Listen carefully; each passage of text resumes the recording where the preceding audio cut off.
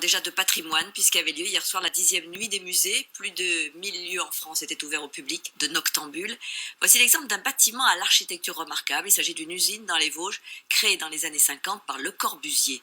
Valentine Patry et Morgane Doux nous y emmènent.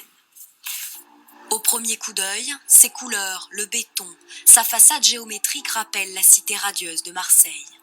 L'intérieur de l'unique usine de l'architecte Le Corbusier est tout aussi moderne.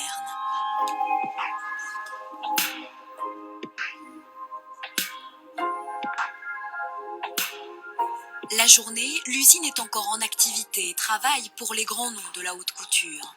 Avec ses porte-parois basculantes et son mobilier d'époque dessiné par Jean Prouvé, la fabrique s'est offerte hier soir pour la première fois au regard de 2000 curieux. C'est impressionnant d'avoir ça dans les Vosges, c'est un trésor que personnellement je ne connaissais pas et c'est un plaisir de le découvrir. Et puis pouvoir rentrer à l'intérieur de cette usine dans laquelle on passe tous les jours, on se demande ce qui se passe à l'intérieur, quelque chose qui a été fait par Le Corbusier, c'est quand même quelque chose d'extraordinaire. Ce bâtiment, c'est tout ce qui reste du projet avorté que Le Corbusier avait imaginé pour reconstruire la ville de Saint-Dié-des-Vosges, détruite par les Allemands en 1944.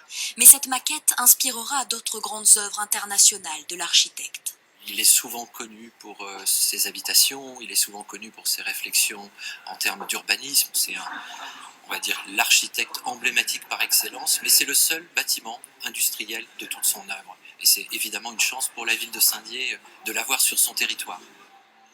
Le temps d'une nuit, cette usine a dévoilé ses mystères, tout en offrant un regard nouveau sur la ville qui a tant inspiré l'artiste. Et maintenant, comme